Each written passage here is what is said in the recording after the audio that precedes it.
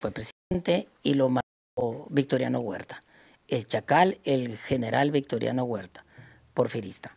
Entonces, pues fue una indignación en el país. Claro que fue un complot organizado por el embajador. No les convenía, era ingenuo, pero era líder. Y los líderes que encienden una mecha, esos son, no se cuestiona lo que son, lo importante es que encienden. Era buen orador, ¿no? Por algo convenció fue al pueblo. ¿Usted cuál ideas que en ese momento ostentaba algún cargo? Sí. Era profesor en Guaymas. Y lo estoy diciendo esto para que vean cómo, en caso de hacer una revolución en este país, ya sabes quiénes van a ir, ¿no? Y quiénes no vamos a ir. Pues, nomás con el sombrero, nomás el sombrero, hasta ahí no es representativo como el que va a prender la mecha. Esa fue la verdadera guerra de revolución, la guerra entre los revolucionarios. Entonces, Carranza era un hombre pues educado, perfumado, aristócrata. Y los de Sonora, pues hasta la fecha. Los norteños teníamos una visión diferente de lo que había que hacer y los sureños diferente. Entonces lo que pedía Zapata era recuperar los antiguos ejidos. Había un general cada 20 metros que tenía derechos y reclamaba sus derechos. Entonces fue cuando Carranza dijo, tenemos que erradicar el militarismo. Entonces fue cuando decidió que fuera candidato un civil, que fue el sonorense, que le apodaban Flor de Té. Venía enojado, pues, ¿no? No, Villa de aquí, no venía enojado, iba envenenado, porque lo había derrotado totalmente Obregón. Imagínate el hostigamiento que vivió, y decían eso, aquí vive el presidente y el que manda vive enfrente. Era una burla que ponía la gente. O sea, Plutarco, pues, era el que vivía enfrente de la presidencia. Y ahí veía todo, quién entraba, quién salía. No necesitaba estar viendo. Iban y le informaban todos, pues.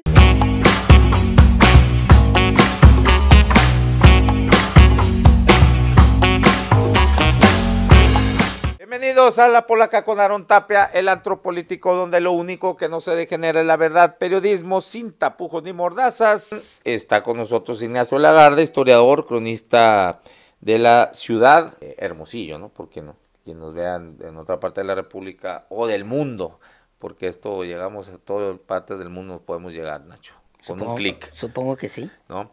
Sí, dime. Bueno, bienvenido, gracias por aceptar la invitación. Acá, ahora vienes de obregonista. ¿No? ¿Cómo? El movimiento del sombrero. Ah, ok. Sí. Lo hubieras manchado así. Es el sombrero que usaba Carlos Manso. Pero era un sombrero más grande, ¿no? Así era más del estilo de allá. Sonorense que era michoacano, pero yo usaba este sombrero. Le hubieras echado así como empleo y alito, un poquito de sangre. ¿Para qué? Eso ya es payasada, esto es formal. Bueno, la revolución, Nacho, y la participación de Sonora en esos tiempos, bueno, te doy así brevemente nomás el resumen de lo bueno, casi todo mundo desafortunadamente ahora casi todo conoce de la revolución. Fíjate, yo lo iba a dejar para el final, pero dije no, vale más que no, que al principio, para que no se me vaya a olvidar, para que te infartes junto conmigo. Resulta que en la escuela que está ahí mi niño, bueno, ya adolescente, secundaria, es de estas escuelas bilingüe, bicultural que le llaman.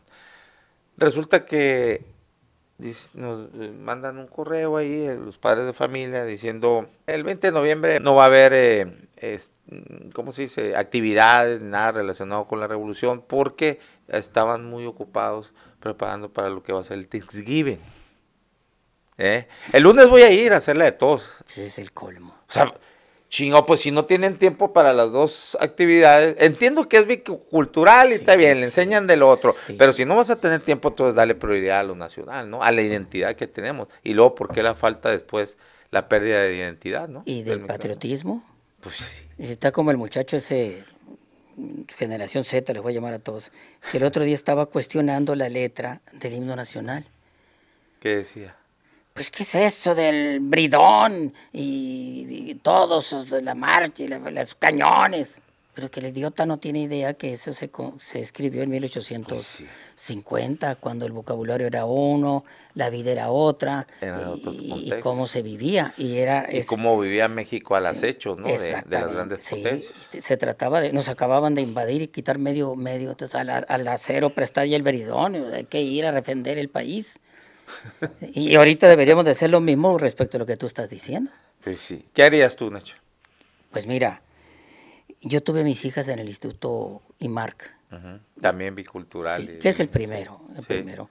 Pero bicultural es el programa académico, no la cultura. No que te metan celebraciones históricas de otro país que no tienen nada, como ese del Thanksgiving. No tiene nada que ver el Thanksgiving con México. Así es. Y la gente que lo celebra, por más que se los explico, que son mayores, es como si en Estados Unidos celebraran el 16 de septiembre, pues. ¿Qué tiene que ver? Y sí ellos celebran allá mucho, ellos creen que la independencia es el 5 de mayo, ¿no? Para acabarle de chingar. Sí, porque ese también tiene una explicación histórica, que es cuando invadieron los franceses. Y lo hacen la cena de Thanksgiving y el pavo, y no tienen la más remota idea de qué se trata lo que están celebrando. Así es. Eso se llama ser apátrida, pues. Y no quiere ser muy chauvinista y esto, pero México es México. Es como si yo celebrara las festividades de la familia vecina. Exacto. Eso es el cumpleaños del vecino y por qué cuando se casaron, eso es aquí. Y que le des prioridad a eso a un cumpleaños de una hija tuya, por ejemplo, ¿no? O del aniversario de bodas de mi casa y no ofrecerlo enseguida, pues. Eso no es cursilería, al contrario, es ignorancia brutal que viene por eso. Y precisamente con eso podemos empezar con lo de la Revolución Mexicana. ¿Cómo se vivía en Sonora? Previo al 20 de noviembre de 1910, pues Francisco I. Madero se erigía como la oposición, ¿no? El principal personaje de oposición, recorrió el país y luego le hicieron un fraude, todo esto, y empezó a invitar, según yo, tú me corregirás, única en el mundo una revolución que como llamado a misa, ¿no? El 20 de noviembre a las 6 de la tarde, creo, ¿no? 6 de la tarde, todos a echar bala. A la plaza pública para iniciar. Bueno, ahí te va. Y se citaba eso, ¿no?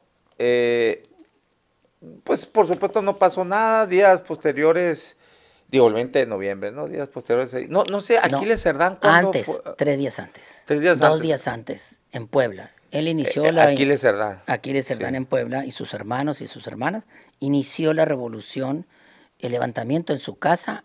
No, lo descubrieron y fueron a su casa, en Puebla. Ese no mandó anuncio. Esos son los primeros mártires, digamos que son los iniciadores o precursores, y sus hermanos, la familia Cerdán. Sí.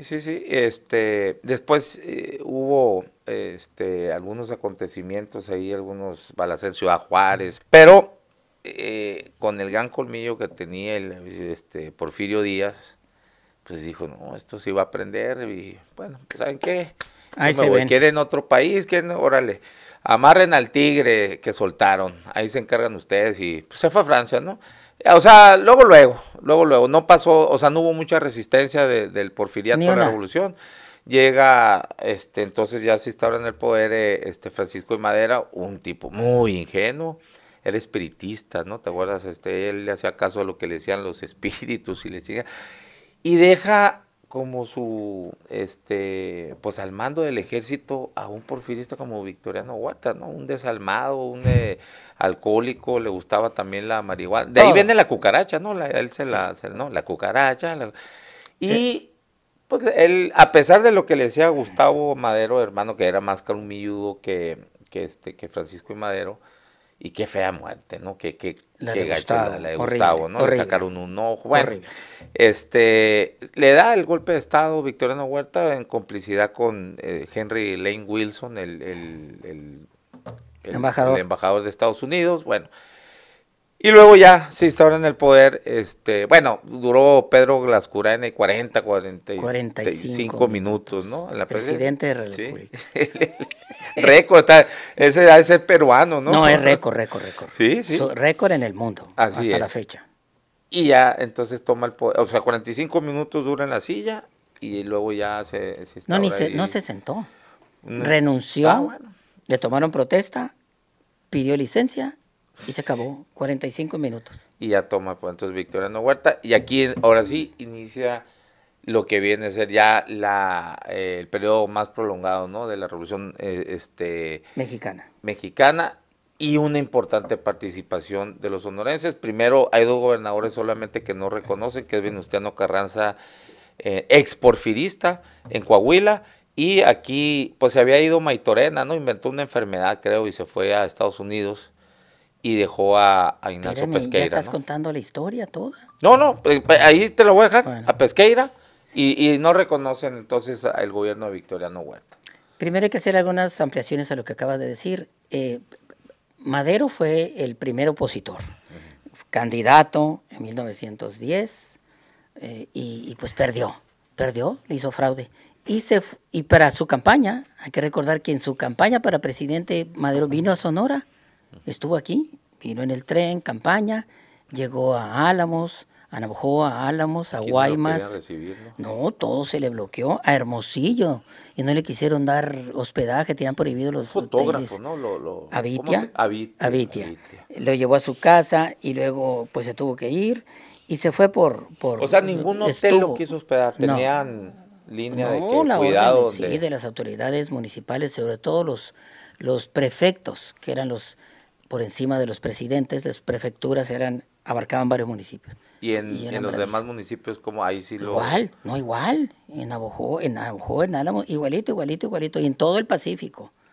Entonces llegó a Hermosillo, ahí hizo un mitin en el Parque Juárez y trajeron gente como de la Mancha Negra, como le dicen ahora. El bloque negro. El bloque negro, para que gritaron y tocaron láminas. ¿El Parque Juárez cuál? ¿El Jardín Juárez, para que no lo escucharan. Entonces, bueno, se fue. Entonces fue candidato, vino la elección y perdió. Pero de ahí ya se levantó ya como opositor, no como candidato.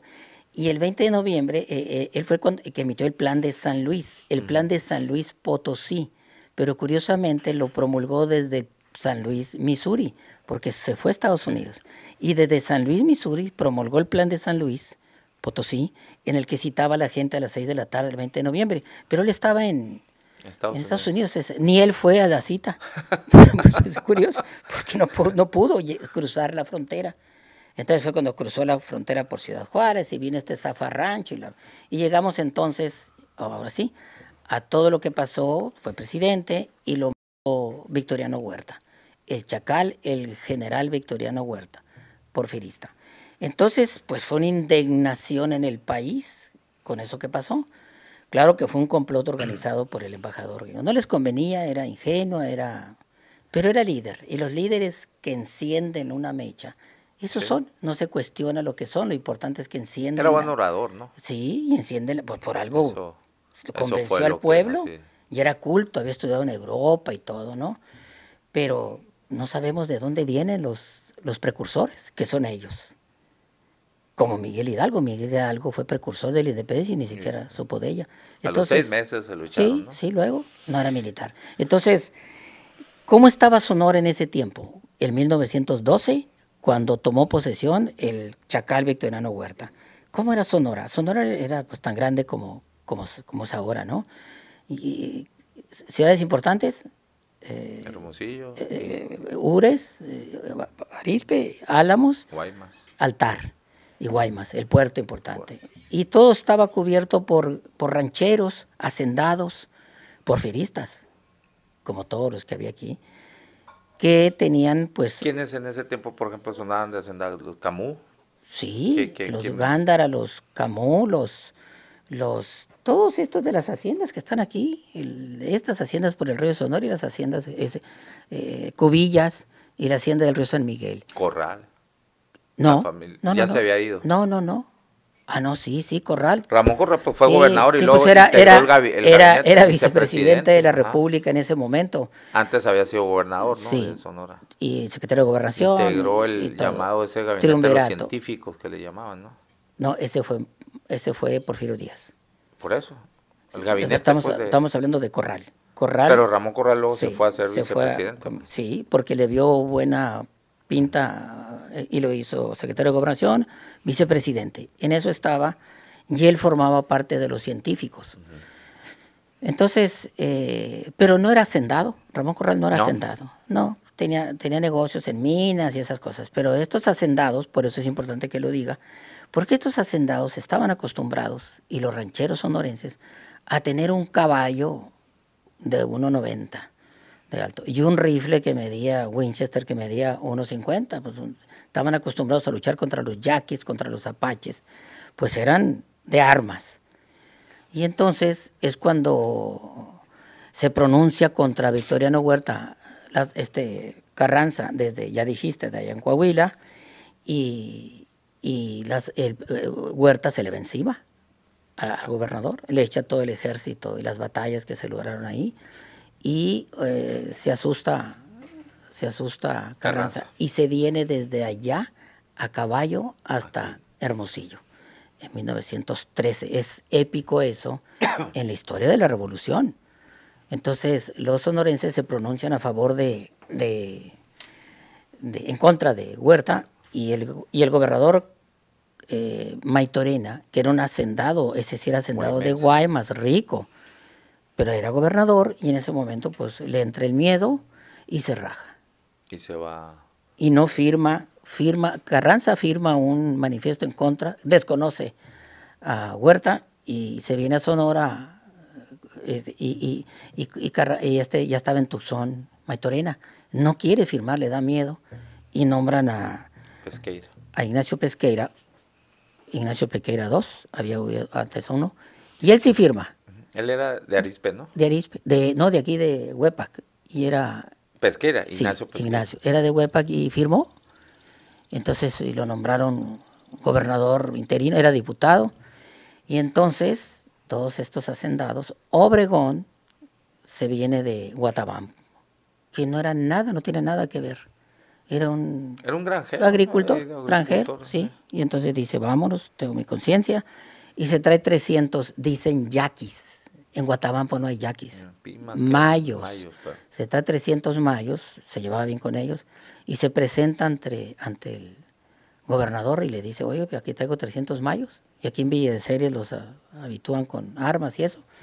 Y luego empiezan a aparecer otros, Salvador Alvarado, Benjamín Gil de Álamos, otros de los que habían sido reprimidos en la huelga de Cananea, y se forma, Salvador Alvarado, ya dije, se forman este grupo de personajes que tuvieron el valor, porque hay que tener mucho valor. ¿Y de la Huerta?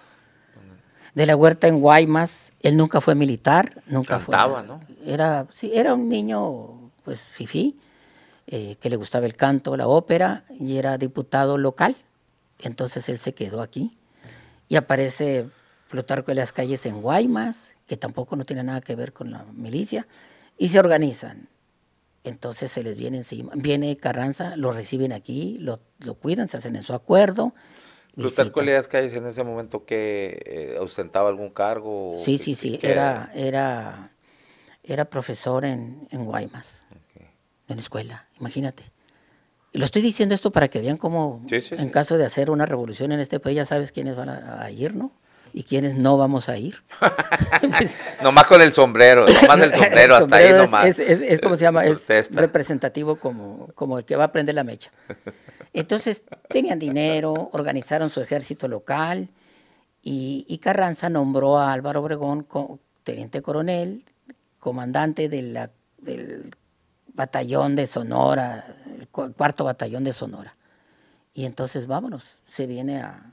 ¿Y por qué? ¿Dónde lo conoció? ¿Cómo lo conoció? Cuando vino, cuando visitó, aquí, ahí lo conoció. Que por cierto, ahí también venía el aeropuerto, ¿cómo se llama el aeropuerto? Pesqueira. No, en México, el nuevo. El Felipe Ángeles. Felipe Ángeles, que venía, y no se cayeron bien Felipe Ángeles. Y Obregón. Entonces... Se fue con Villa. No, lo mandaron con Villa. Villa era de los nuestros. Sí. En Chihuahua. Se levantó en Chihuahua, Villa, y el otro,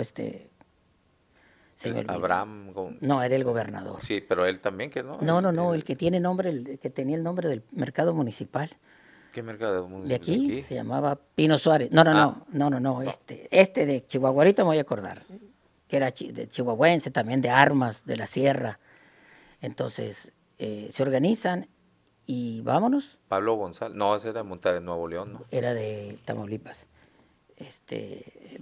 allá. Pero bueno, sonorenses dijeron, bueno, vamos a organizarnos. Y fueron este batallón, se armaron, y Obregón encabeza ese batallón y se va a Guaymas. A Guaymas. Ese agricultor que hacía estas cosechadoras, cosas agrícolas, y le dan el nombramiento a Carranza. Carranza se va por la frontera, por el tren allá, por Ciudad Juárez, y baja a México, a Coahuila otra vez. Y entonces se va por ahí, llega a Guaymas, y ahí estaba acantonado una fuerza muy fuerte de gobierno federal, con unos generalotes y unos barcos en la bahía. Y llega por el tren, tren que por la vía esta. Obregón. Sí, llega ahí antes de llegar a Empalme, y ahí se enfrenta. Ese agricultor se enfrenta con el ejército federal de estos generalotes, y pues sobrenatural. ¿De dónde su capacidad militar? Eso es lo que te voy a preguntar, porque a final de cuentas Obregón se le sigue reconociendo su gran capacidad, una estratega militar de lo mejor, ¿no? Innato. Creo que nunca perdió una batalla, algo nunca. así, ¿no? A Villa se lo puso de vuelta y media, ¿no? Sí, pero espérame, primero el ejército federal. Sí. Entonces ahí en Guaymas fueron estas batallas, y la batalla de Santa Rosa y Santa María. Obregón tenía una virtud, pues es de nacimiento, tenía visión fotográfica. Okay. Lo que veía, haz de cuenta que tomó una foto, un escáner. Entonces se subió a los cerros prietos, esos que están en el desvío para irse para Empalme, por la carretera federal, que está la caseta de Cobro. Hay unos cerros negros. Se subió y vio el campo de batalla, 360 grados, y la grabó en su mente. Entonces bajó, hizo la estrategia, y ¿qué hizo? Fue, así de natural, innato, así, solo. Bueno, le leyó un poema a un poeta que había escrito 2 días antes el poema, y le digo, le voy a contar un poema. Le digo, no puede ser, si yo lo escribí ayer, antier. Pues sí, esa era la gran ventaja. Visión fotográfica, que pocos la tienen. Sí. Entonces, yo tuve un amigo que tenía visión fotográfica, era impresionante. Leí un libro y te decía exactamente lo que venía en la página 37, 49, así. ¿El Caperón no es? Porque no, así es el Caperón es muy inteligente, pero muy buena memoria. Fotográfica también. Sí, como el Pixi se llamaba este amigo. Entonces, se fue Obregón, ¿y qué hizo contra aquellos generales? Primera vez que peleaba, como si un talabartero se fuera a la revolución. Entonces, les picó la cresta a Empalme, les echó balazos, y se regresó, y se vinieron los soldados federales hacia el norte, hacia Estación Maitorena, ahí en Guaymas. ¿Y qué hizo? Cortó las vías atrás de ellos, y ya no pudieron regresarse. Y eran soldados del sur del país, se murieron de sed. Sí. Fíjate, ¿de dónde la inteligencia? Y los valió. Bueno, les ganó todas a esos soldados, a esos militares de 3 estrellas. Y siempre acompañado de estos de los mayos, ¿no? Sí, claro. Porque cuando entran a la Ciudad de México, ¿no? Digo, me estoy adelantando. Sí, te está adelantando, porque fue como un año después. Pero la gente se quedó así. ¿De dónde vienen estos? No, en primer lugar, el tamaño. No, el tamaño.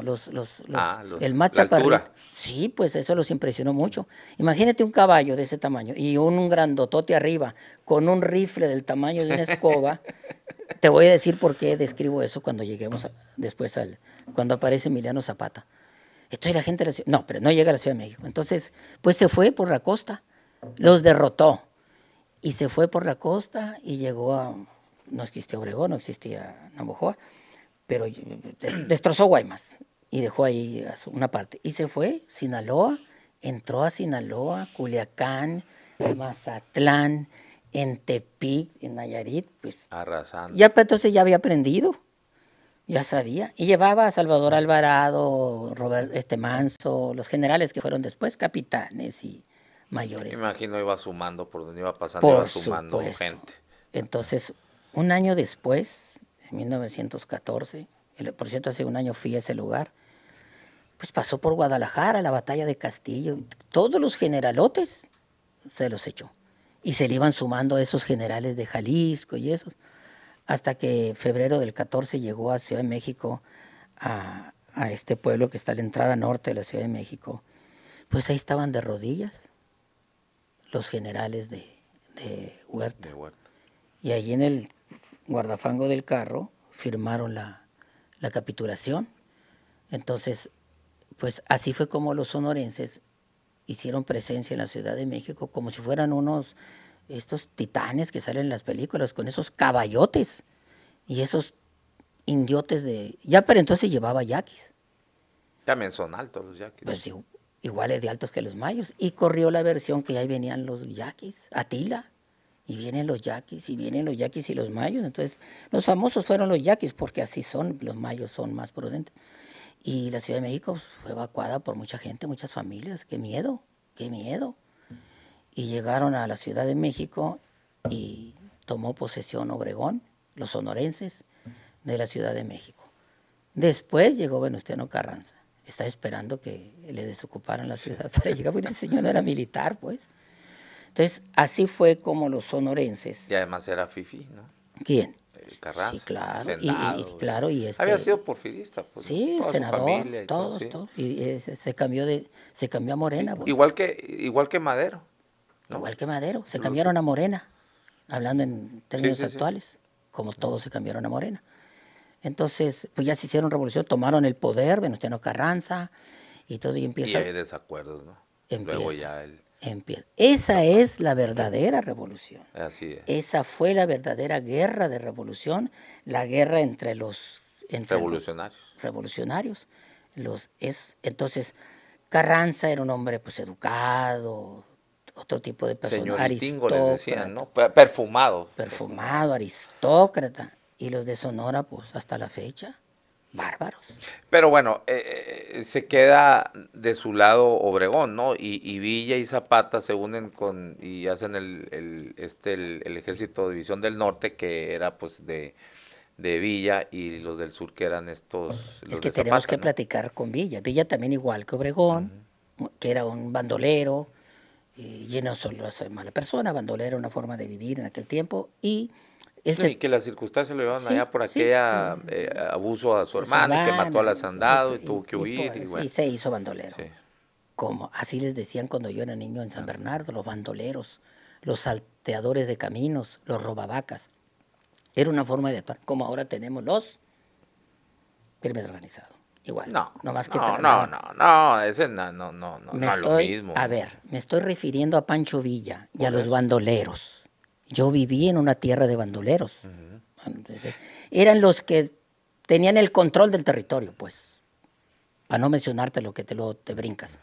Eran los que tenían el territorio, como este Gavino, el otro, el que era bandolero en Sinaloa también, pues. El primero. Barrero, tengo mala memoria, ya me pasa. En todas partes habían bandoleros en el país. Malverde. ¿O quién? No, ese es reciente. No, hombre, escribí la biografía de él, hombre, ahorita me voy a acordar.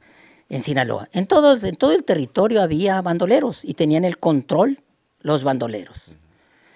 Entonces Pancho Villa se suma a la revolución, pues empieza a ganar batallas allá igual que Obregón, y llegan todos a la Ciudad de México. Y Zapata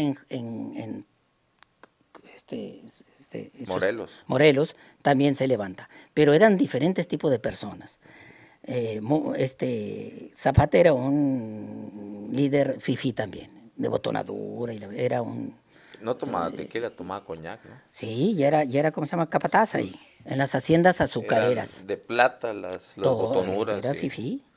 Media alta, vamos a llamarle, sí, ¿no? Más o menos. En el estado de Morelos, en las haciendas azucareras. No es lo mismo hacienda azucarera en Morelos que hacienda El Gorgús en Sonora, que tenía 5,000 hectáreas, el Molino de Camoy y todas esas haciendas, allá en el Valle del Mayanyaqui. Entonces, allá y se encuentran, la famosa foto, ¿no? Que se encuentra en la Ciudad de México, sí.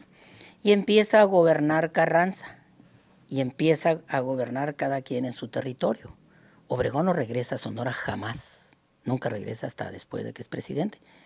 ¿Y qué pasa? Llegamos a 1915 Estábamos en 2014, el 15. Pues, ¿qué hacemos? ¿Cómo nos organizamos? Entonces fue cuando Carranza organizó la Convención de Aguascalientes. Y vamos a ponernos de acuerdo. Y ahí ya llegaron generalotes de todo el país. Pablo González en el sureste era igual que Obregón, igual de triunfador. Y allá Gonzalo N. Santos en San Luis Potosí, de todo Tabasco, en todas partes. Y se reúnen y para llegar a un acuerdo en la convención. Y pues imagínate, va a ponerse de acuerdo con el generalote. Entonces ahí se dividieron. Ahí sí ya hubo división. Obregón se queda con Carranza. Con Carranza y los obregonistas. Y Villa también, convencionistas y constitucionalistas. Y se dividieron. Entonces desconocen a Carranza y nombran a Gutiérrez presidente provisional. Tenía reconocimiento como constitucional a la convención y empieza la división. Eulalio González. Eulalio, sí. Y empieza la división y Pablo González decía, pues a mí me toca. Y el otro, Treviño de San Luis Potosí, a mí me toca. Y allá aquel loco de Tabasco, a mí me toca. Entonces, no pudo pacificar. Y ahí en eso, Zapata no es que quisiera así, sino que él quería que se le cumplieran que se le hiciera valer la repartición de tierras, pues, ¿no? Ejidales, porque ellos tenían una visión comunitaria diferente a la de Obregón, por ejemplo, en el norte, que eran más como los farmers, pues, ¿no? De aquí, de hacienda particular, propiedad privada. Capitalista, pues, sí. Propiedad privada, y los otros eran más comunitarios. Te voy a explicar algo muy académico, porque cada quien tenía sus propios principios. Los norteños, pues aquí muy de agringados, sí. Y los de Monterrey y los de Tamaulipas, los norteños teníamos una visión diferente, sí, de lo que había que hacer, y los sureños diferente. Entonces lo que pedía Zapata era recuperar los antiguos ejidos. No es lo mismo los antiguos ejidos que los ejidos actuales, agrarios. Los ejidos antiguos que les habían quitado a las comunidades indígenas, los hacendados de los cañaverales, pues, del azúcar. Ajá. Era lo que él decía. De ahí viene el concepto. Entonces, lo que llevó a la Convención Zapata fue ese tema. Otros llevaron el tema obrero, cada uno llevó su tema, que había que establecerlo y ponerlo en la Constitución el 15. Y empiezan las pugnas, y llegamos a 17. Por fin Carranza convoca a una constituyente en Querétaro y crea esta Constitución de 1917, que es la Constitución. Hay que entender lo que es la Constitución. Es la columna vertebral de una república. Y ahí se establecieron los principios y todas las normas que se tiró a la basura a la Constitución porfirista. Fundamentales ahí al grupo ese que le llamaban los jacobinos, donde estaba Mujica, que después iba a ser presidenciable. Es, ¿no?, que había de todo. Que era la izquierda, sí, que por eso el artículo 3, Mujica era tamaulipeco, ¿no? Sí. Acabo de leer su biografía, no me acuerdo. Creo que era sí, tamaulipeco. Después se va a hacer muy pegado, sí, a Cárdenas, pero sí, bueno, sí, ahí no estamos hablando. Pero el artículo 3, que tiene que ver aquí con la educación gratuita, pues ellos son los que pelearon hasta el último, y las horas laborales, todo eso, la jornada laboral, todo eso. Lo de chile, dulce y de manteca. Y son de los qué poco reconocimiento se les hace, ¿no? Sí, a ese grupo, los jacobinos, sí, fundamentales. Sí, sí, pero hay que estudiar derecho constitucional y la historia de la Constitución para poder entender todo eso. Había de todos, de chile, dulce y de manteca. Los que se dicen ahora de izquierda conocerán sabrán de esto. No conocen ni al Che Guevara. Nomás en las camisetas. ¿No? Que me vengan a mí con explicaciones de... Entonces eso estamos en la época. Después vamos a hablar del siglo XIX, cuando centralistas y federalistas, cuando se formó el país. Es un tema extraordinario. Pero estábamos en esto. Entonces, allí en esa Constitución se metió de todo. La educación, los derechos laborales, el ejido, y esto que dices tú, de todo eso se metió ahí en el 15, y tenemos en el 17 esa Constitución pues nueva. Y entonces seguimos y empiezan a poner las pugnas porque pues ya es hora de elegir a un nuevo presidente. Era presidente, no era por elección, de Carranza, era por declaración de estos grupos del 15. Entonces, pues llega ya el periodo de que todos estamos en paz, ya llegamos a México, había un general cada 20 metros que tenía derechos y reclamaba sus derechos. Entonces fue cuando Carranza pensó, pues que ya que era, no, y además lo presionaron para que hubiera elección de nuevo presidente. Entonces, pues él dijo, por su visión, no, ya, militares ya estuvo bueno. Ya no, tenemos que erradicar el militarismo. Acababan de entrar al poder los militares, imagínate. Entonces fue cuando decidió que fuera candidato un civil, que fue el sonorense, que le apodaban Flor de Té. Se burlaban de él como Flor de Té, que era un enclenque, un ingeniero sonorense que había estudiado en Nueva York. Todo lo que menos entendía de guerra y de lo que quieras era él, y lo trajo para que fuera candidato. Y entonces se opusieron los revolucionarios, los generales, a esta candidatura, y Carranza era muy renuente, muy cuidado con eso, muy renuente, terco. Y todo el mundo le decía, oiga, pues ahí están Obregón, los sonorenses, y no. Entonces se vino no la revolución, Ignacio Bonilla. Y le decían Flor de Té en la burra, y hay una canción que se llama Flor de Té, y era sonorense, pero lo trajeron de Nueva York, de Harvard, no sé qué universidad. ¿Y de dónde era él? De Hermosillo, de aquí, sonorense, pero que había estudiado en Tucson y se fue para allá, y Estados Unidos, un fifí. Y entonces no pudo sostenerlo Carranza, y entonces fue cuando se levantan los sonorenses, los mismos que se habían levantado, pero ya liderados por un generalote para entonces, Álvaro Obregón. Entonces, pues empiezan los dos grupos, ¿no? Los carrancistas contra los obregonistas.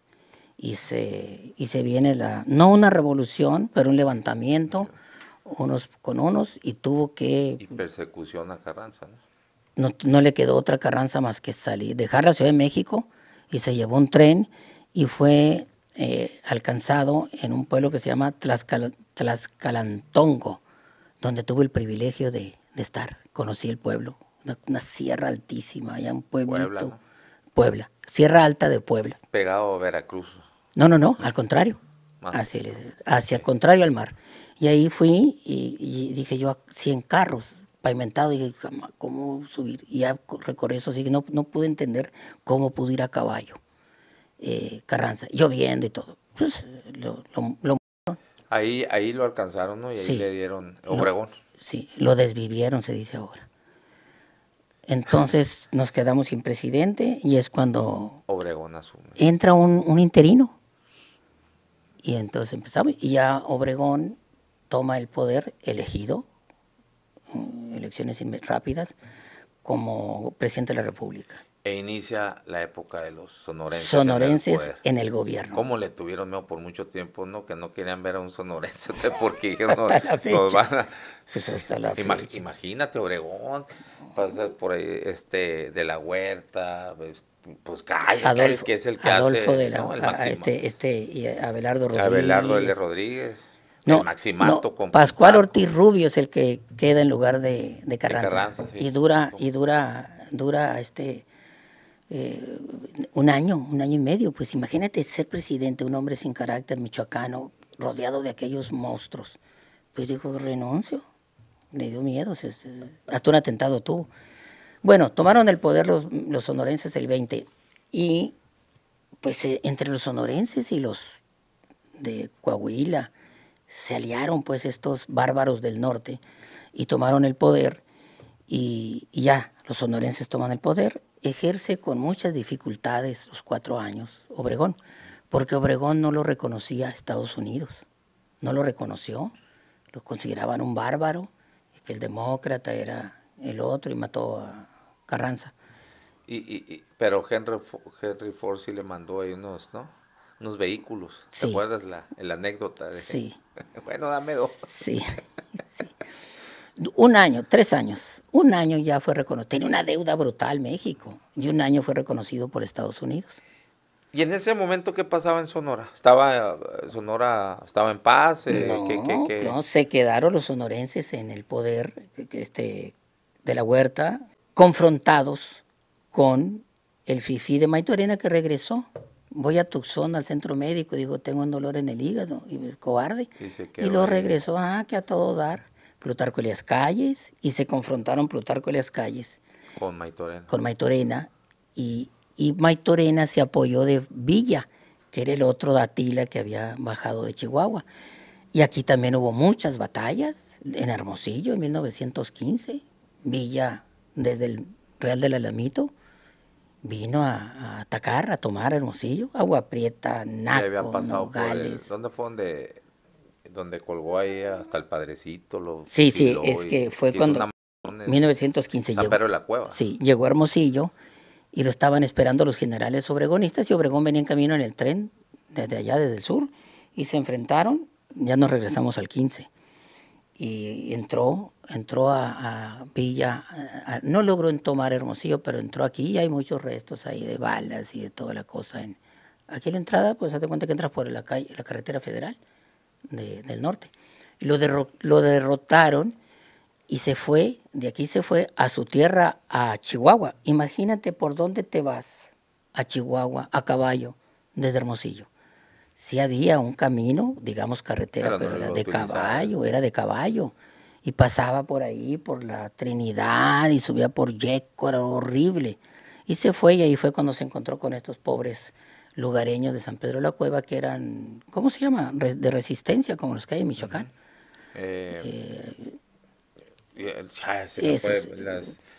Las guardias blancas. Esas como hay en Michoacán, es un concepto nuevo, no viejo, no crees que es de Michoacán. Sí.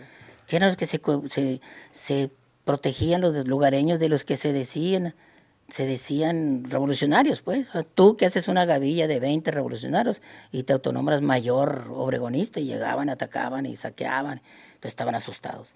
Y cometieron ese error, esa fatalidad de dispararles a los soldados. Venía enojado, pues, ¿no? Villa de aquí, ¿sí? No venía enojado, iba envenenado, sí, porque lo había derrotado totalmente.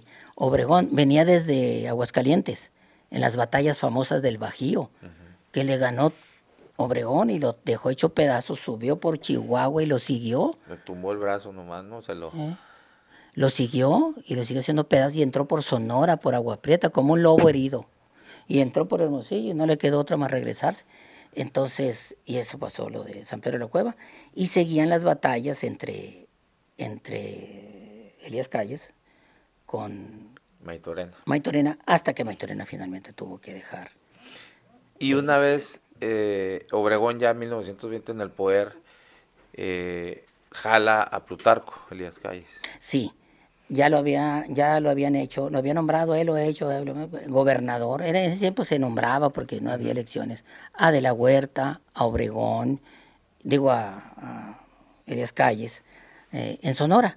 Y De la Huerta fue el que tuvo la idea también del 17 de crear una nueva constitución para Sonora, que fue cuando se hizo eso en Magdalena de Quino. No era de Quino entonces. Entonces se lleva a Obregón de secretario de Gobernación. No, Plutarco. Sí, a Plutarco, perdón. Plutarco Elías Calles se lo lleva de Obregón se lleva a Plutarco Elías Calles. Sí, de secretario de Gobernación. Y se fueron un montón de sonorenses, pero muchos, y asumieron el control del gobierno allá. Entre ellos mi tío Ángel Lagarda. Monos. Sí, se fue con Caraza, fue todos los puestos posibles. Era administrador en la Secretaría de Hacienda. Él siempre fue trabajador administrativo. Y bueno, luego Obregón, ¿qué pasó ahí? ¿Se confrontó con la iglesia? ¿Cuál era el problema? Que a final de cuentas, pues ya ves el complot ese de la Madre Conchita, y que a final de cuentas León Toribio es el... Toral, perdón. Obregón era medio o casi anticlerical, pero Plutarco Elías Calles era furibundamente anticlerical y antialcohol. Sí. Entonces Obregón pues no se hincó ante la iglesia mexicana ni nada, y no le gustó. Y un día, al salir a pasear en su carro ahí en el Chapultepec, En la bombilla, ¿no? No, eso fue cuando lo mataron. Sí. Ah, ok. No, Antes, en Chapultepec, antes alguien pasó ahí, le tiraron unos balazos de un carro. No, imagínate, y les echó a todo al general Roberto Cruz, sonorense, que era jefe de la policía. Oh, los agarró y los trajo, pero hechos pedazos. ¿Y qué hacemos? Pues ¿Y eran de parte de la iglesia? ¿O era la Madre Conchita, decían que era la que había organizado? sí, y que el que le dio la bendición al toral y todo eso, y lo fusilaron. Que fue el único que metió en la cárcel, pero se dice que hubo 4 tiradores, ¿no? León Toral estaba abajo de la mesa, ¿no?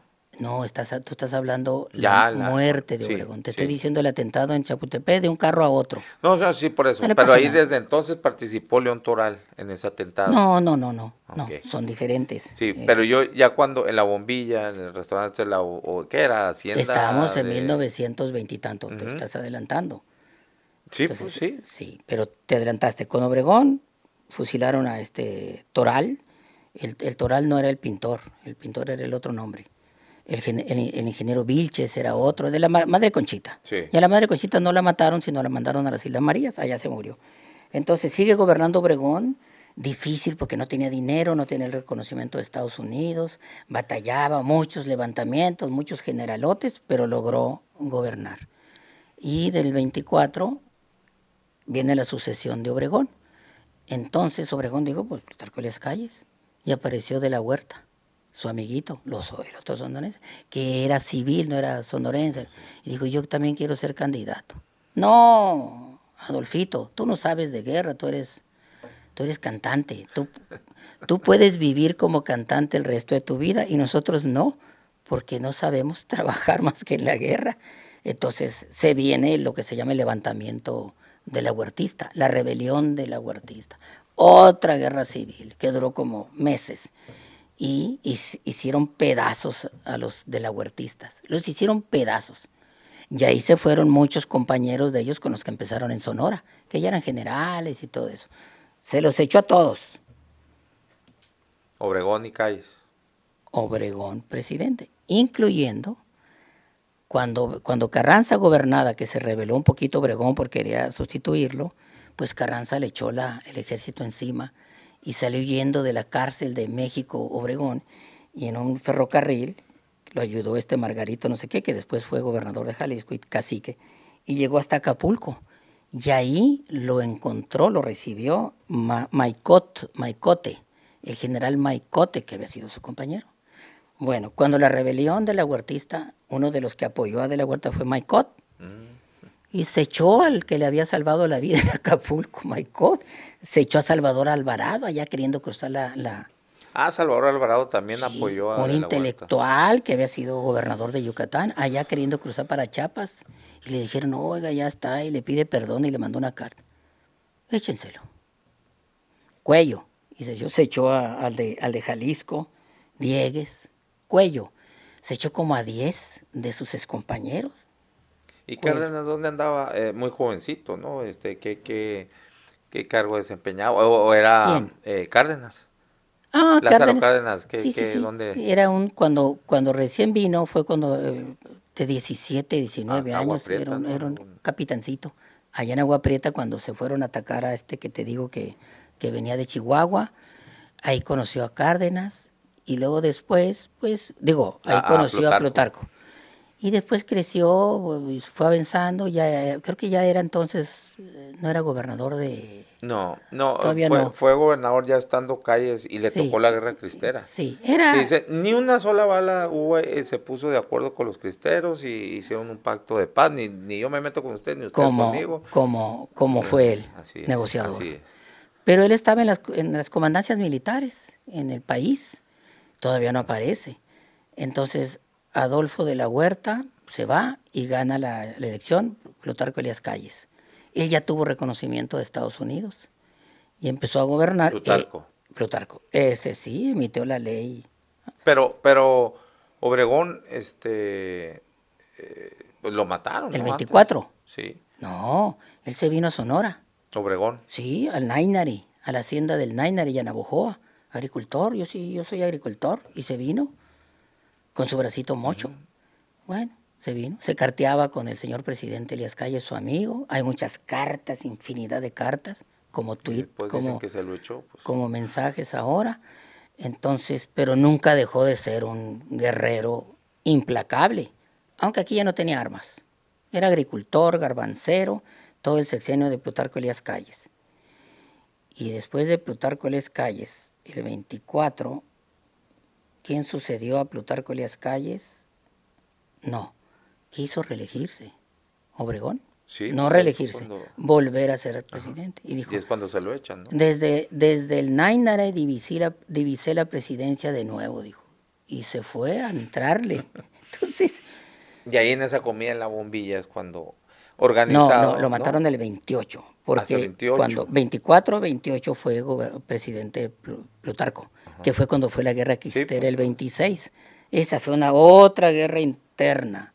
Seguimos en las guerras regionales en México, hechos pedazos. Y el 26, cuando le toca sustituir, el 28, cuando le toca sustituir la nueva presidencia, entonces fue cuando Obregón dijo, yo la vi desde el Nainari y quiero, y ¿quién lo detenía? Tenía muchos seguidores, muy popular, muy carismático, y hacía uso de su inteligencia y de su memoria. ¿Cómo estás, Manuel? Si no te veías desde hace 3 años, ¿y cómo sabe mi nombre? Entonces tenía esa ventaja.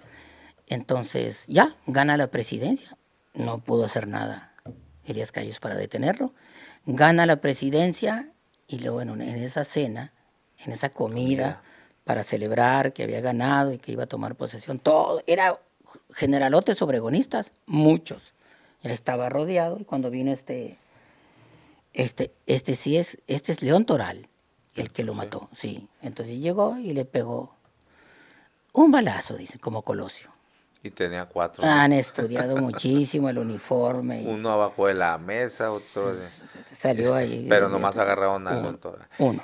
Y entonces sí tuvo que ver, ¿no? En el complot Plutarco Elías Calles. Demuéstramelo. Bueno, por eso. Pero no sé. La respuesta es no sé. Okay. ¿Quién mató Colosio? No sé. Pues, ¿No sabes? Sí. ¿Quién fue? ¿El Estado? ¿Y a Obregón? ¿El Estado?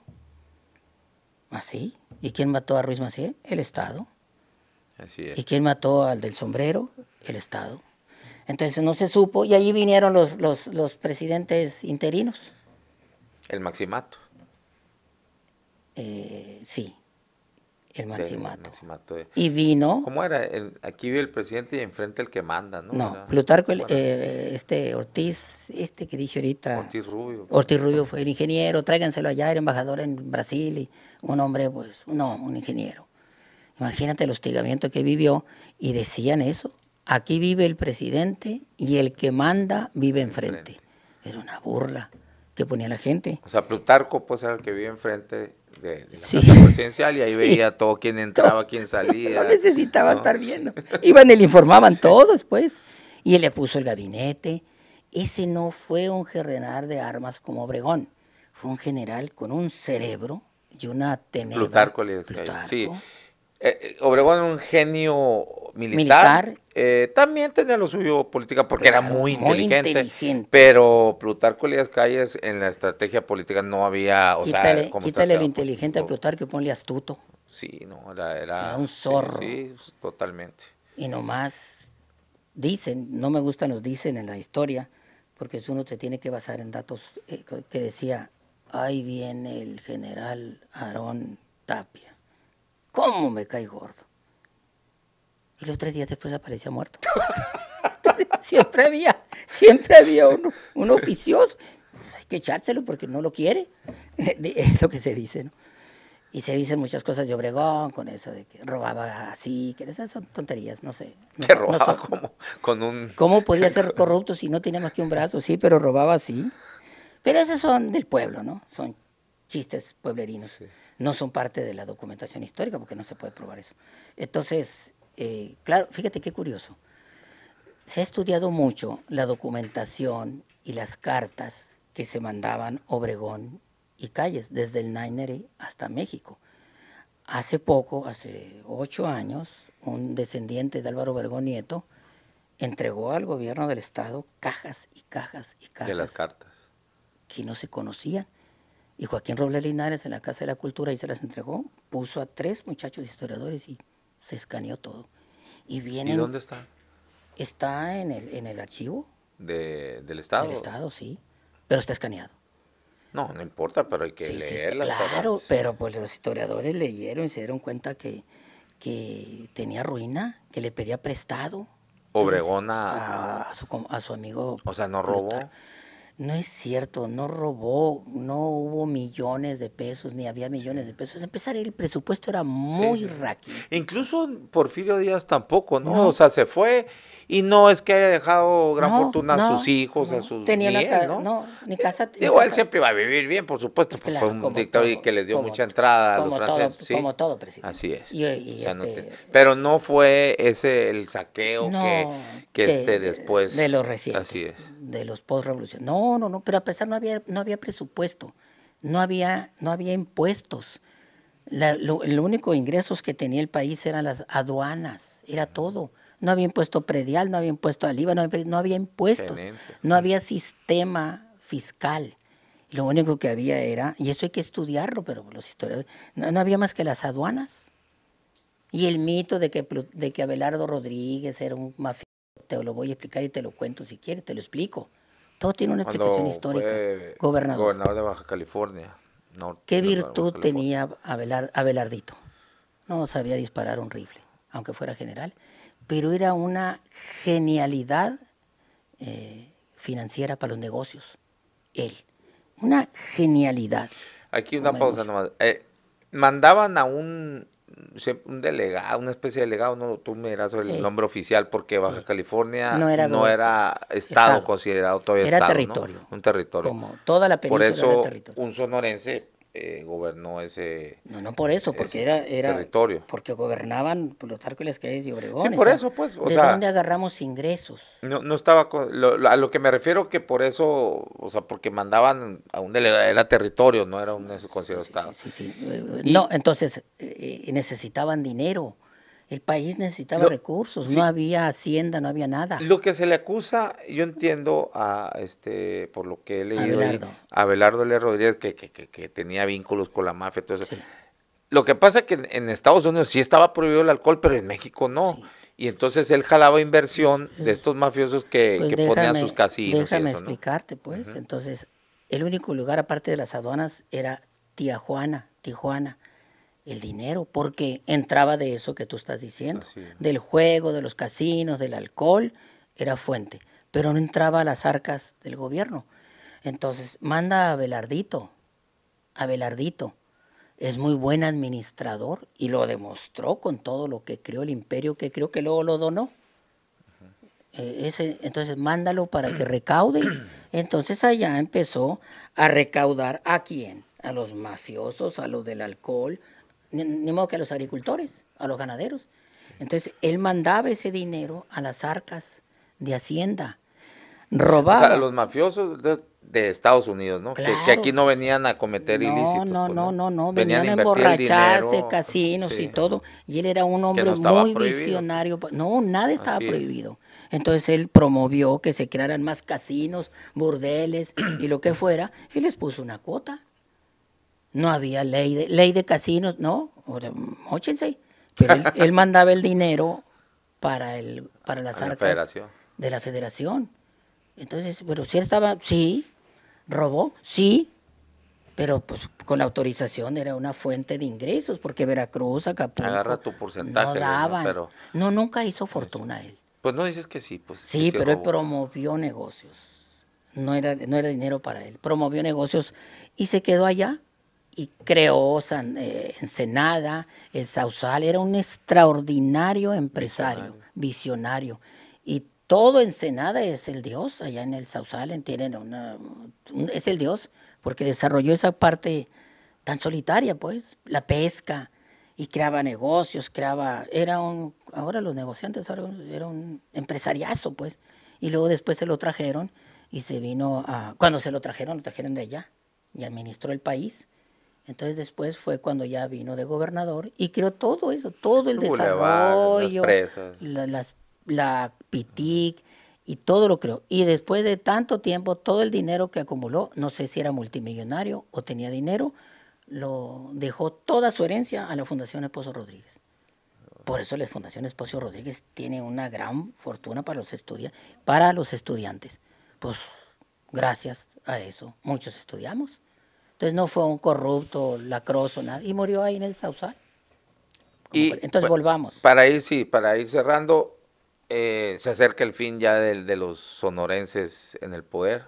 Estamos con el maximato. Estamos con Plutarco de las Calles, sí, que ponía presidentes, No quitó ninguno, nomás los ponía.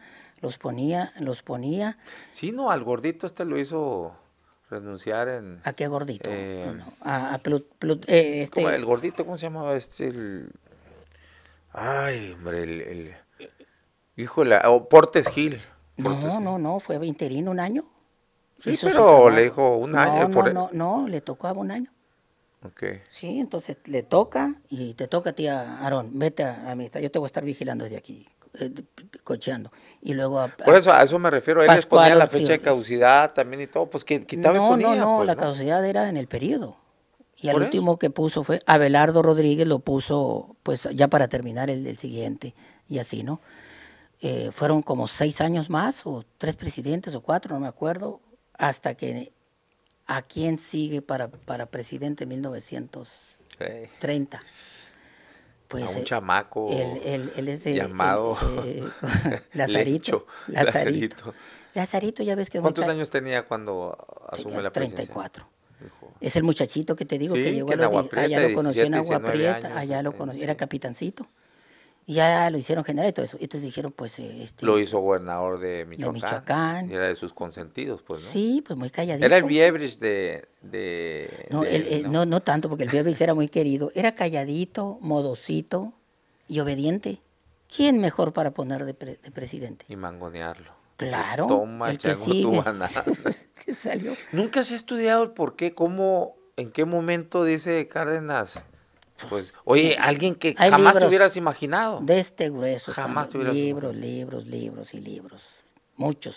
Hay que leer todo eso. No, claro, pero, bueno, yo nunca me encontré de ese momento en donde él algo atestimonió. No, espérame, lo elegimos presidente, fue presidente, y luego le pone como secretario de Comunicaciones y Transportes al hijo, y le pone como secretario de este, y el secretario de este. ¿Y qué haces? ¿Dónde has visto últimamente eso? Dime. Sí. ¿Dónde has visto? Hoy en día. Plutarco estaba en su hacienda, que no me acuerdo cómo se llama, y el otro está en Macuspana. Era igualito. Entonces, pues le puso un montón. Pero, muy inteligente. No te puedes poner al tiro, tiene todo el control. Lo primero que hizo, Plutarco tenía todo el control del estado de Sonora. Empezando por su hijo. Todos los gobernadores eran de él. Y entonces Cárdenas primero se deshizo de los gobernadores por cualquier pretexto. ¿Cómo que cuál? Como desaparición de poderes al ingeniero Ángel Almada, chihuahuense, pero había trabajado aquí, pues incondicional de calles. De calles, le aplicó ahí ¿Cuál fue el pretexto ahí? El que quieras, el que le pusieron a Viebrich. El que sea, desaparición de poderes y se acabó. ¿Y qué hacía ahí Calles? Porque evidentemente... ¿Qué hacía? Pues ya tenía un añito de presidente. Y lo pues está acabado, porque hasta los generales eran de Calles. No, todo era de Calles. Pero se los fue quitando. También tenía Cárdenas. No creas que todo el ejército, no. Y le quitó uno, quitó al otro secretario, quitó a gobernadores, muchos, y les quitó fuerza. Y los generales no son tontos. Allá vive el presidente y el que manda, aquí está. Entonces se deshizo del plutarquismo. ¿Qué tan cierto era que Benito Mussolini admiraba a Plutarco, que fue su gran referente? Sí, has escuchado de eso, Sí, pero yo tengo que no lo tienes investigado. No, documentado no. Okay. Entonces, pues ya que agarró poder Sangrita Cárdenas, y ya no aguantaba a Plutarco, no aguantaba. Le daba órdenes desde allá. Y un día estaba leyendo el libro de Hitler, ¿cómo se llama? Mi lucha. ¿Quién? Plutarco Elías Calles. En su cama, tenía mucha gripa, en su hacienda. tenía mucha gripa, estaba leyendo, y un periodista fue a entrevistarlo. Y le dijo, y el periodista relata, y lo vio agripado. ¿Cómo estaba, general? Pues aquí con gripa. Y estaba leyendo Mi lucha, fíjate nomás. Y le dijo no sé qué, no sé qué. Se fue el reportero. Y atrás de él llegó un comando del ejército. Lo agarraron en pijamas. A San Diego, vamos. No, a Tamaulipas, allá se lo llevaron al aeropuerto, se llevaron a Morones, a los 6 incondicionales de él, lo subieron en Balbuena a un avión militar y lo tiraron en Texas, un pueblo de Texas o de Coahuila. Él solo fue a dar a San Diego después ya. Entonces se deshizo de él. A ver, general, ¿quién de ustedes le salió? 34, 35 años tenía todavía. Le salió el gorila a Cárdenas y dijeron, presidente, ya que se deshizo de Plutarco, pues ¿quién se le pone al brinco? Nadie. Y gobernó. ¿Cómo gobernó? Con esa visión socialista que tuvo, influenciado mucho por este que acabas de mencionar, Francisco Múgica, que era de formación. Acabo de leer la biografía de ese hombre, qué extraordinario. Entonces, otra cosa hubiera sido si él hubiese sido el presidente, ¿no? Otra cosa. Pero pues eligió a Ávila Camacho y giró a la derecha. Sí, pero el ambiente estaba sí, no, muy sí, tenso. sí. Pero sí, a lo sí, mejor hubiera sido totalmente. peor que hubiera elegido a... Bueno, pues sí, probablemente, porque allá nuestros queridos vecinos del norte estaban muy crispados. Y el mundo en general. Era así, ya estaba la Guerra Fría, todo lo que daba, ¿no? Y todo lo que oliera tantito a comunismo, pues, que no era comunista, era socialista. Porque, por cierto, y todo eso estaba carajo. Sí. Internacionalmente le hubieran cerrado todo, y era radicalón. Sí, Mujica, sí. Pues sí, por eso la Constitución. Ahí ¿no? viene, él metió la mano en la Constitución, pero hay otros muy inteligentes como Cabrera, por ejemplo. Hay otros que no eran militares, pero eran unos genios de la historia de la Constitución, de los redactores de la Constitución. Y entonces se acabó, te quería. Este general era bonachón. Cárdenas. No, el que siguió, pues, Ávila Camacho. Sí. Bonachón, puso las cosas tranquilas, pacificó, y ya le de cambia ahí... el nombre al partido, le cambia algunos estatutos del Partido de la Revolución Mexicana, o sea, Calles funda el PNR, ¿no? Partido Nacional de la Revolución. Era tan inteligente, ¿qué estaba pasando? Sí. Había 2.500 generales en el país que reclamaban todo. Entonces digo, pues, ¿qué hago? ¿Una guerra contra ellos? No, digo. La forma de controlarlos es una visión tremenda la de Calles, hay que estudiarlo. Sí. Y hay que hacer un partido. En Sonora había 52 partidos políticos. Imagínate. Ya leí todo. No, y el que no le daban, pues se levantaba en armas. Partido, 2.500. Y se levantaban. O se levantaba en armas. Los caciques, había muchos caciques.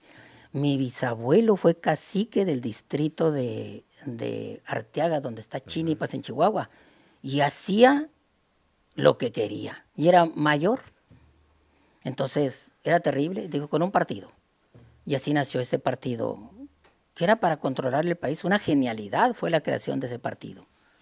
Para calmar totalmente. las armas. ¿No? Y hay que, yo varias veces lo he dicho, hay que reconocerle en su momento lo que fue el PRI, o bueno, primero siempre. El abuelo, el papá, el abuelo que fue el PNR, después el PNR. Vemos eso, después hablamos de Cárdenas para acá, o de este general, que siguieron los generales. Es todo según el tiempo, ya estuvo bueno de generales, ¿no? Ahora los civiles, los abogados. Y ahí vienen los cachorros de la revolución. Que son los cachorros. La revolución, le decían, ¿no? Sí, y después esa es una cursilería, pero hay que analizarlo financiera y económicamente. ¿Qué pasó con eso? Después lo vemos, otro programa. Entonces, después de esos abogados civiles, los que estudiaron en la UNAM, había que darles el poder a ellos, pues ya basta de generales. A partir de Miguel y Alemán, después vinieron los Chicago Boys, cuando dijeron ya basta de abogados de la UNAM y todo lo que quieras, y vinieron después los Chicago Boys, los que estudiaron en Estados Unidos. Miguel de la Madrid fue el primero, los tecnócratas, y ya de ahí ya sabemos, tecnócratas, que fue otra etapa del país, y luego también el nacimiento de los otros partidos, que fue otra etapa que vivió el país. Así es. Bueno, entonces ahí finaliza en la época dorada de los sonorenses en el poder. Sí. O sea, en el nacional, ¿no? Doradísima. Sí. Y sé que conocemos Obregón y Calles, pero había 200 generales sonorenses en el ejército y en el poder allá.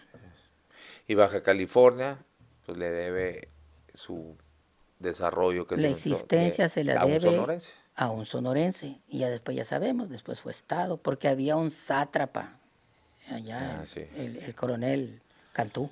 Sí. Y también la historia había que limitarlo, ¿no? De la Baja California Sur también es parecidona, porque eran territorios como estaba el otro fin del mundo, Quintana Roo, con otros caciques. Y allá hubo un sonorense que gobernó, al que quisieron mucho. ¿En dónde? ¿En Quintana Roo? En Yucatán. Salvador Alvarado Yucatán. fue gobernador de Yucatán y es adorado.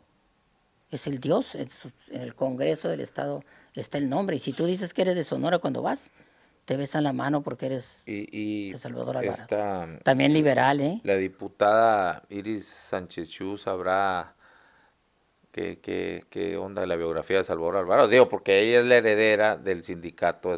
Te voy a contestar lo mismo. No sabe ni quién fue. Su papá sí, ¿no? Tenía así. Todo un personaje, pero ella no sabe ni quién fue Álvaro Obregón.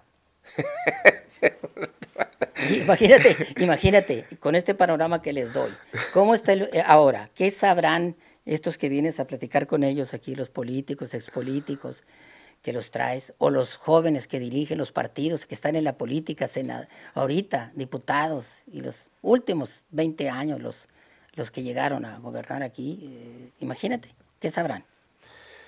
Nada. Pues habría que hacerles un examen, ¿no? Nomás para que truenen las palomitas. Que se los hagan ellos de conciencia. Estaría bueno, ahora que haga la posarra, que de que año con año hago, que primero que lleguen aquí, luego les hagas un examen oral. ¿Cómo la ves? ¿Tú crees que se van a dejar? Si cuando me trajiste no, por pues el que no se deje, que no va a haber comida o algo así, les decimos. Me veían de ganchete, así cuando me trajiste por primera vez, pues viejito y historiador y medio gruñón. ¿Te veían de qué? De ganchete. De ganchete. ¿Y qué está haciendo aquí? De ganchete. 2 nomás o 3 se me acercaron. Y ya ves cómo le fue al abogado aquí que te acercaste. Bueno. Manuel Villarreal dice, excelente invitado. Roque Hernández dice, el Nacho quiso verse revolucionario con ese sombrero, pero se parece al Chicote, el de las películas. Teléfono, Sabrá la nueva generación que el Chicote es viejísimo. A ver, pero ¿cómo confunde un sombrero revolucionario con un sombrero sonorense de vaquero? De aquí Pues así andaban acá por eso se sorprende de que llegaban aquí los sonorenses cuando entran a México, Obregón, es el sombrero Villa, del cowboy sonorense. Traían los tejanos. Entonces, ¿qué tiene que ver con esas tejanas? No tiene nada que ver, no sabe ni lo que es un sombrero sonorense. Oye, y ahora los yaquis con sombrero, hasta y los seris, imagínate. Ahorita qué chinga les pegaron, los evangelizaron y los volvieron cowboys. Y compran en el Oxxo, en el Walmart, y se alimentan de papitas y sabritas, los yaquis, y toman Coca-Cola y toman cerveza. Ya no son, si no son los yaquis, ya no son yaquis esos. No son yaquis. Una vez como te atacaron, ¿no? En redes, porque algo dijiste también de los yaquis, no los, digo, de manera así negativa o peyorativa, no sé. Yo me acuerdo que te traían ahí una grilla ahí, en algún otro programa ahí. No me enteré. No conmigo, en otro programa ya, creo que estaba Joaquín Robles Linares también. No me enteré. Hubo mucho ahí. Pues que alguien me diga lo contrario. Que alguien me diga lo contrario. Pues sí. Bueno, ¿algo más? Nada, hay que leer. Les recomiendo a los que están escuchando, hay que leer. México Bárbaro estaría bueno. ¿No te gusta? No, hay que leer muchos libros. No, pero digo para el fin de semana, algo. México ahora Bárbaro. que están aquí los. Que lean la biografía de Álvaro Obregón, de Nacho Almada, autor sonorense, acaba de salir hace 3 meses. Ex director del Colegio de Sonora. Acaba de escribir la mejor biografía de Álvaro Obregón. ¿Ah, sí? Es la primera escrita por un sonorense. ¿Cuándo fue la presentación?